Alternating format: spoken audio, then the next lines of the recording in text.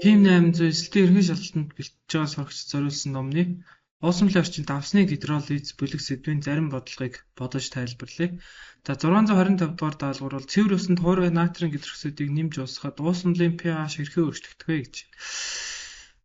Тэгэхээр ер нь бол бид нар нэг ийм зүйлийг та хэд мэдж байгаа тийм ээ. pH нь 7-оос бага байх юм бол хүчлэг. За тэгээд pH нь 7-той тэнцвэр байх юм бол суйрлаг. За pH нь 7-оос их байх 7-той тэнцвэр байх юм бол саармаг. За 7-оос их байх юм бол суйрлаг гэж. За тэгээд суйрлаг нь бас дотроо хүчтэй суйрлаг, сул суйрлаг. За хүчлэг нь дотроо хүчтэй хүчлэг, сул хүчлэг гэд ингээд ялгаж байгаа. Тэгэхээр натрийн ош бол натрийн ошийн уусмал гэж ярина л да, тийм ээ. Натрийн ошийн уусмал бол энэ натрийн ош нэг хүчтэй суйр байхгүй. Тийм учраас энэ бол хүчтэй суйрлаг байна. За хүчтэй суйрлаг байна гэдэг нь бол ерөнхийдөө pH нь ойролцоогоор 12-оос 14-ийн хооронд байна гэсэн үг. За цэвэр ус гэхээс илүү энийг бид нар нэрмэл ус гэж ойлгоно. За нэрмэл ус бол одоо pH нь 7-той тэнцвэр байна. За харин натрийн ошийн уусмал бол 12-оос 14-ийн хооронд байна гэж байна. Тэгэхээр pH-ийн өөрчлөлт бол 7 яжгаад 12 болно л гэсэн үг. За дараа нь pH-тай холбоотой тооцоонууд орж ирж байна. За энэ дэр pH гэж юу юм бэ гэдэг асуудал орж ирнэ, тийм ээ. pH гэдэг бол сөрөг логарифм устөрөгч ионы концентрац гэсэн үг. Устөрөгч ионы концентрацаас сөрөг логарифм авсуудах гэсэн үг. Гэхдээ энэ 10 суурьтай логарифм гэсэн үг, тийм ээ.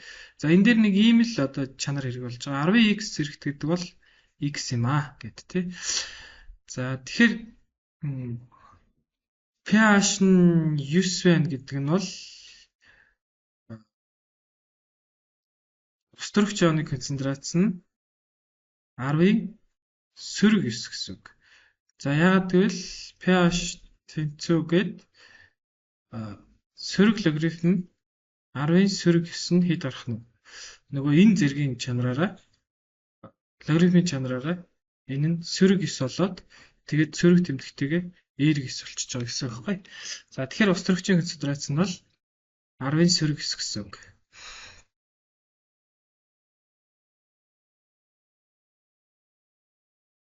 За дараагийн даалгавар нь усан үзмний шүүсэнд агуулгад устөрөгч ионы концентрац нь 10-ийн сөрөг 3 бол уусмлын pH-ийг олгогч. За сая нөгөө л энэ чанараа ашиглах нь шүү дээ, тийм ээ. 10x зэрэгт гэдэг бол x юм гэд. За тэгээд pH тэнцүү сөрөг логарифм 10-ийн сөрөг 3 зэрэгт гэсэн үг. За 3 нь уршаа буугаад сөрөг 3 нь уршаа буугаад сөрөг тэмдэгтээ өржигдөд эрг 3 болж байгаа. Ингээд pH нь 3. За дараагийн даалгавар нь pH 8 бүхий натрийн гидроксидын уусмлын молекулын концентрацийг олоорой гэж байна. Тэгэхээр натрийн ошийг усанд уусгахаар за хүчтэй электролит учраас мэдээж эцсийн хүртэл явна дистац нь натрийн эерэг ион OH-ийн сөрөг ион үүсгэн гэсэн үг. За биднэрт pH 8 гэдэг нь бол уусмалд байгаа устөрөгч ионы концентрац нь 10-ийн сөрөг 8 шүү гэж хэлж байгаа. Тэгэхээр ер нь бид нар энэ уусмлын орчинтой тооцоон дээр нэг хоёр одоо тогтмол тоог ашиглана. За тэр нь болохоор устөрөгч ионы концентрацийг үржих нь OH ионы концентрац нь болвол 10-ийн сөрөг 14 зэрэгтэй тэнцвэр байна. За нөгөөх нь бол pH дээр pOH-ыг нэмсэн нь 14-тэй тэнцвэр нэ гэсэн ийм хоёр илэрхийлэл. Тэгэхээр энэ хоёрыг бид нар зайлшгүй одоо мэддэг байх хэрэгтэй гэсэн. За ингээд би эхнийхаар нь жишээлбэл тооцоо хийж, хоёроор нь тооцоо хийж үзүүлье. За нэгдүгээр аргыг ашиглах юм бол за биднэрт устөрөгч ионы концентрац байгаа учраас бид нар эндээс яах нь OH ионы концентрацийг олно. Тэгэхээр OH ионы концентрац гэдэг бол 10-ийн сөрөг 14-ийг хуваах нь устөрөгч ионы концентрац болоод 10-ийн сөрөг 14-ийг хуваах нь 10-ийн сөрөг 8 болно гэсэн үг. За суурь нийжлэг байгаа учраас хувааж байгаа учраас зэргүүдээ хасна. Тэгэхээр 10-ийн сөрөг 14 хасах нь сөрөг 8 болж байгаа гэсэн. Тэгэхээр энэ нь 10-ын сөрөг 6 гарч байгаа. Хаашийнх нь. Тэгэхээр хаашийнх нь 10-ын сөрөг 6 гэдэг бол натрийн OH-ийн концентрац нь бас 10-ын сөрөг 6 гэсэн. За ингээд зөв хариу D. За хоёр дахь гаргаар яаж бодох юм бэ гэж. Хоёр дахь гаргаар шууд pH олж болно. Тэгэх юм бол 14-өөс хасах нь pH гээд ингээд pH нь болохоор 6 гарч байгаа гэсэн. Тэ 14-өөс 8-ыг хасаад. За тэгвэл pH гэж юу юм гэхээр мөн ялгааг сөрөг логарифм 10 суурьтай логарифм OH-ийн концентрац нь хэд гарсан гэсэн үг. 6 гарсан гэсэн. Тэгэхээр эндээс OH-ийн концентрац нь болохоор 10-ын сөрөг 6 гэсэн. За иймэрхүү хоёр хэлбэрээр тооцоо хийж болно. За дараа нь 0.1 мол концентрацтай 10 мл өхрөө өвчл 0.1 мол концентрацтай 10 мл натрийн гидроксидын уулсамлуудыг холиход үүсэх уулсамлын орчин ямар байх вэ гэж. За эхлээд өхрөө өвчлийн моль олъё. Моль гэдэг бол молийн концентрацийг өрчих нь эзлэхэн байх ёстой. Молийн концентрац нь 0.1 молийг өрчих нь литрийн сөрөг 1 гэж. За тэгээд өрчих нь 10 мл гэдэг бол 0.01 литр гэсэн үг. За тэгэхээр эн чинь 10-ын сөрөг 1 энэ болохоор 10-ын сөрөг 2 гэхээр ингээд энэ бол 10-ын сөрөг 3 зэрэгт моль болж байгаа юм байна. За дараа натрийн OH-ийн моль болохоор за адилхан юм байна тий 10-ын сөрөг 3 болох юм байна. Молийн концентрац эзлэх хоёр нь адилхан юм чи. За ингэж уруулаа бичих юм бол 2 моль натрийн OH-ийн уусмал дээр өхрөөчлийн уусмалыг 2 моль гэдэг нь нөгөө стеохиометрийн коэффициент нь тэнцвэрлээд тэгж таарж байгаа шүү дээ тийм ээ. За ингээд натрийн 2-4 нэмэх нь ус гэд бичгээр усны өмнө 2 тавьдаад ингээд тэнцэж байгаа. Тэгэхээр энэ дээр 10-ын сөрөг 3 орно гэдэг бол энэ дээр 5-ыг үржих нь 10-ын сөрөг 4 орно гэсэн үг. За тэгэхээр өхрөө хүчил нь илүүжүүлнэ гэсэн үг. Яагаад гэвэл өхрөө хүчил анх 10-ын сөрөг 3 байсан. Тэндээс уралд орсон нь болохоор нөгөө натрийн OH-тай захирагтаад гэсэн үг тий. 5-ыг үржих нь 10-ын сөрөг 4 нь орсон гэхээр энэ цаана 5-ыг үржих нь 10-ын сөрөг 4. За энэ анх байсан нь энэ болохоор уралд орсон нь. За тэгэхээр ийм моль өхрөө хүчил илүүднэ. За ингээд хүчтэй хүчил уусмалд илүүжүүлж байгаа учраас уусмал мэдээж яах хүчлэг болно гэсэн. За дараагийн тооцоо за өхрөө хүчлийн уусмалд ийм моль устөрөгчийн агуулгаж байсан бол pH шиг болно гэж. За мөн хоёр аргаараа тооцоолж болох юм байна тийм ээ. За эхлээд мэдээж устөрөгч ионы концентрацаа зэрэг хэлбэрт өччихье. Тэгэх юм бол 1 2 3 4 5 10-ын сөрөг 5 зэрэгт юм байна. Устөрөгч ионы концентрац нь. За энэс OH-ийн концентрацийг олох юм бол 10-ын сөрөг 14-ийг хуваах нь 10-ын сөрөг 5 гэхээр энэ 10-ын сөрөг 9 болох юм байна. OH-ийн концентрац. За эндээс pH нь бол 9 болох юм байна. За хоёр дахь арга нь болохоор эхлээд pH олно. За pH гэдэг бол сөрөг логарифм 10-ын сөрөг 5 зэрэгт тэгэхээр pH нь 5 болчихно гэсэн үг. За эндээс pH гэдэг бол 14-өөс хасах нь pH гэж бичих юм бол 9 гарна. За ингээд аль алигээр нь тооцоо хийж болно гэсэн. За дараа нь давсны гидролизтэй холбоотой ойлголт орж иж байна. Мэдээж суурийг усанд дуусгах юм бол суйрлаг орчинтой болох нь ойлгомжтой тийм ээ. Суйрлаг байцыг хүчлийг усанд дуусгахаар хүчлэг болох нь бол ойлгомжтой. За тэгэхээр за ер нь ингээд би харуулъя тий. За жишээлбэл за суурь яг металл OH-аар биччихье. Тэгэх юм бол металл OH-ыг усанд дуусгахаар ер нь бол металлын эерэг ион тэгээд OH-ийн сөрөг ион үсгэн. За тэгэхээр уусмалд OH шинээр үүсч эхэлж байгаа учраас энэ бол суйрлаг байна. За хоёрд нь бол за хүчлэн H-аа гэж биччихье. Тэгээ H-аг усанд дуусгах юм бол за ер нь хүчлийг бол усанд дуусгахаар дандаа H3 эерэг үүснээр л бичих ёстой л доо. Гэхдээ яг хаа бид нар нөгөө нэг ааш нэмгээр бичээ сурцсан учраас та ааш эргээр бичээ сурцсан учраас ааш эргээр одоо явахд бол буруу зүйл байхгүй. Гэхдээ острогчийн яам бол усан осмол дангаараа биедээ оршдоггүй усны молекултай координацийн коэффициенттэй холбоо үсгээд ааш буруу о эрийг үүснэр бол одоо үүсгдэг байгаа. За ингээд уусмалд острогчийн яам хүчлийг усан дуусгахаар хүчлийн диссоциацаар острогчийн яам уусмалд шинээр нэмж үүсэж байгаа учраас уусмал бол хүчлэг болно. За тэгвэл 3-д давсыг усан дуусгахаар яах вэ гэдэг асуудал гарч ирж байгаа. Давсыг усан дуусгахаар давсыг усан дуусгахад бол заавал тэгштгэл дээр ус нэмж өччих шаардлагагүй. Хүчлийн диссоциац дээр л одоо ус нэмж өччих шаардлагатай гэсэн үг л дээ. За ингээд металлын эерэг ион тэгээд хүчлийн үлдэгдлийн сөрөг ион үүсэж байгаа. За тэгэхээр одоо нөгөө уусмлын орчныг тодорхойлоод байгаа OH болон OH сөрөг болон H эргээ аль нэг нь үүсэхгүй байгаа байхгүй. Тийм учраас одоо давсны гидролизыг давсыг усан дуусгахаар уусмлын орчин хэрхэн өөрчлөлтийг яаж тооцох вэ гэдэг асуудал гарч ирж байгаа. За мэдээж та хэд одоо нөгөө Е-шт бэлдэж байгаа учраас би хамгийн хялбархан тооцоолох аргыг нь бол хэлж өгнө.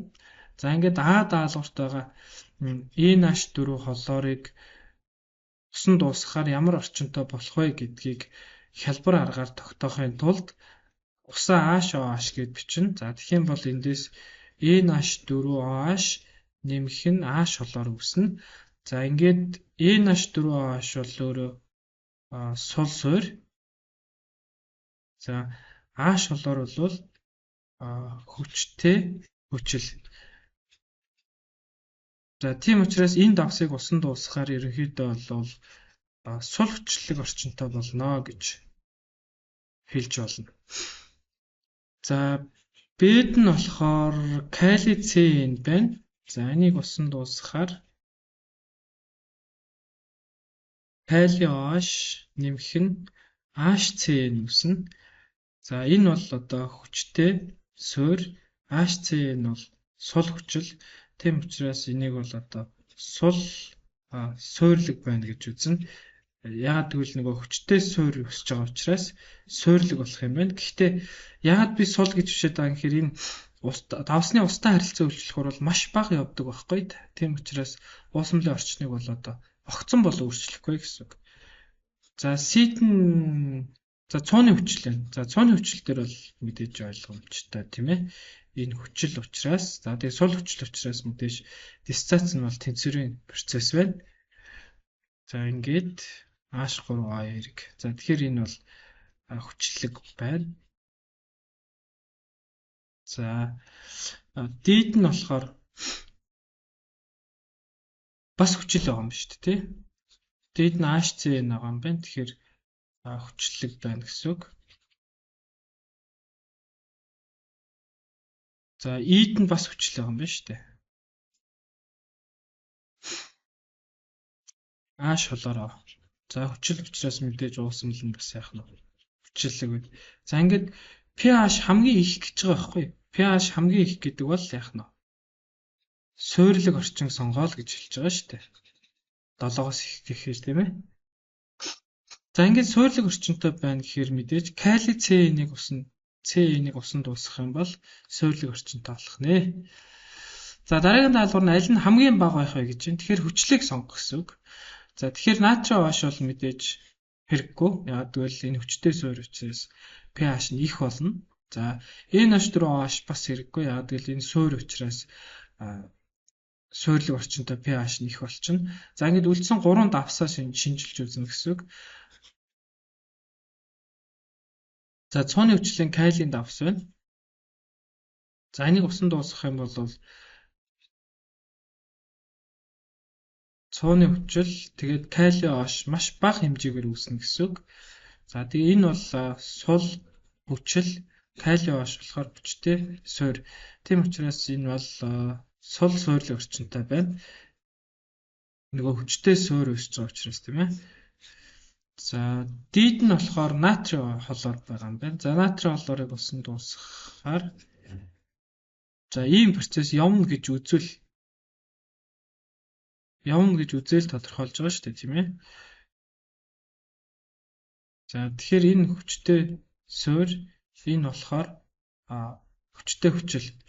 Тэгэхээр энэ бол саармаг байна гэж үзнэ. Саармаг. Тэгэхээр үнийн эрэхтэй энэ уруулал яах нь явагдахгүй гэсэн үг. Яг тэгвэл нөгөө урвалаар нь хүчтэй суурь хүчтэй хүчил үүсэж байгаа учраас буцаал яах нь 100% disaster орчих واخгүй. За Е нь болохоор N-4 холлоор түрүүн бичсэн билүү үү? Тий түрүүн бичсэн N-4 холлоорыг түрүүн энд бичсэн шүү дээ. Энэ байна тий. N-4 холлоорын хувьд сул суурь хүчтэй хүчил үүсэж байгаа учраас энэ бол сул хүчлэг орчинтой байна гэд ингээд зөв хариулт нь бол E болж байгаа гэсэн. Бусдын дандаа A, B, C нь болохоор суйрлаг байгаад D нь болохоор саармаг байгаад E нь болохоор хүчлэг. Тэгэхээр хамгийн бага байна гэсэн үг. За гисэн давсууд 645 дахь даалгавар гисэн давсуудыг усан дуусгахад гидролист ордгийг нь сонгоно гинэ. За эхнийх нь Ад нь болохоор зэсийн хлорид тэгээд зэсийн гидроксид H хлор үүснэ гэж үзнэ. Тэгэхээр энэ сул суурь энэ болохоор хүчтэй хүчил. Тэгэхээр хүчлэг болно. За тэгтээ сул тий. За А-гийн дараагийнх нь болохоор барын хлорид байна.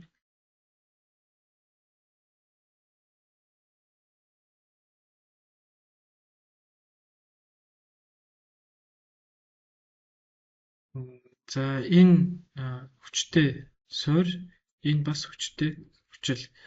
Тэгэхээр энэ бол саармаг буюу одоо уусмлын орчин өөрчлөгдөхгүй. Өөрөөр хэлбэл энэ урвал явахгүй гэсэн үг шүү дээ. За бит нь болохоор мөн зэсийн хлорид тэгээд аммоны нитрат байгаа юм байна. За аммоны зэсийн хлоридын дээр шинжилсэн учраас дахиж шинжилээд явах хэрэгтэй тийм ээ. Аммоны нитратыг шинжилээд үзье. Тэгэхээр энэ H4OH тэгээд HNO3 үүснэ. За энэ сул суурь HNO3 нь хүчтэй хүчил. Тэгэхээр энэ бас сул хүчлэг болох нь дээ. За сул хүчлэг. За сид нь болохоор натрийн ба аммоны нитрат байна. За аммоны нитрат сая шинжилсэн. Тийм учраас натрийн нитратаа шинжилье.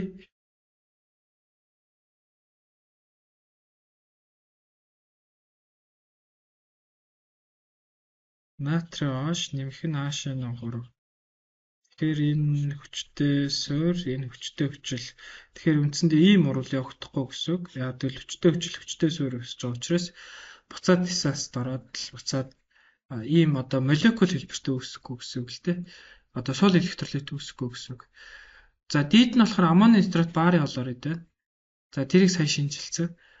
Одоо хамгийн сүүлчийнх нь барын хлорид натрийн нитрат байна. За барын хлоридыг бас шинжилсэн. Натрийн нитратыг шинжилсэн. За тэгэхээр ийм байна.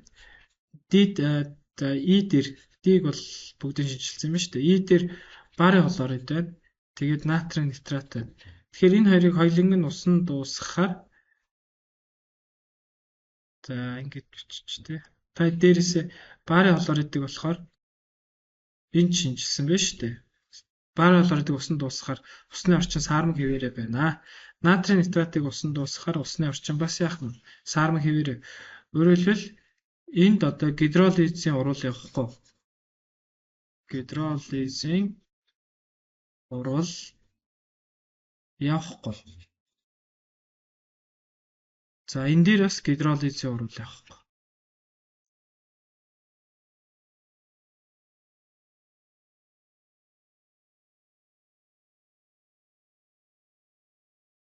За тэгэхээр энэ хоёр дээр ус нэмэхээр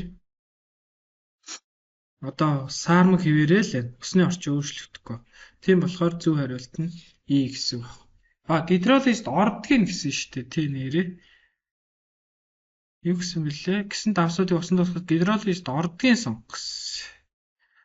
Тэгэхээр барын хлоридтаа нь орохгүй. Бас натрийн нитраттаа нь орохгүй гэсэн үг л дээ. Тэгэхээр энэ орохгүй. Энэ барын холоорыг дагуулсан учраас орохгүй. Энэ натрийн нитрат дагуулсан учраас орохгүй. Энэ барын холоорыг дагуулсан учраас орохгүй. Зөв хариулт нь B. Яг тэгвэл B зэсийн холоорыг дагуулсан учраас усны орчин сул хүчлэг болно. Аммоны нитрат дагуулсан учраас усны орчин бас сул хүчлэг болно гэд зөв хариулт нь B гэсэн үг тий. Ордууг нь сонгох гэсэн бол харин E байх нэ. За 647 дугаар даалгавар нь саяхтай маш төстэй. Гэхдээ энэ хост авснууд нь уусамлын орчин ижил байх хост авснуудыг сонгох гэж байгаа байхгүй. Уусамлын орчин нь ижил байх. За тэгэхээр А-г сонгоод үзье. А-гаас эхлэе тий. А-нд калий 2CO3-ыг усан дуусгах юм бол за энэ урвал маш бага хэмжээтэй явна гэж үзэх юм бол калий H тэгээд H2CO3 үүснэ. Энэ хүчтэй суурь H2CO3 нь сул хүчил. Тэгэхээр энэ сул суйрлаг байна гэсэн үг. Сул суйрлаг.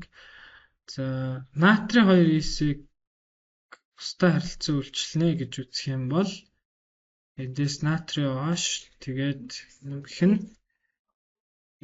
нь натрийн H нэмэх нь H2-ээс үүснэ. За натрийн H нь хүчтэй суурь 2-ээс хүчил. Тэгэхээр энэ их нь сул байна. Тэгэхээр бид зөв хариулт яах болчихдог. Гидролийн орчил байхыг сонгох. Тэгэхээр калийн карбон дуус суйрлаг натрийн дуусах бас суйрлаг бол. За энэ бүлгийн даалгавартаа өөр тодруулах даалгавар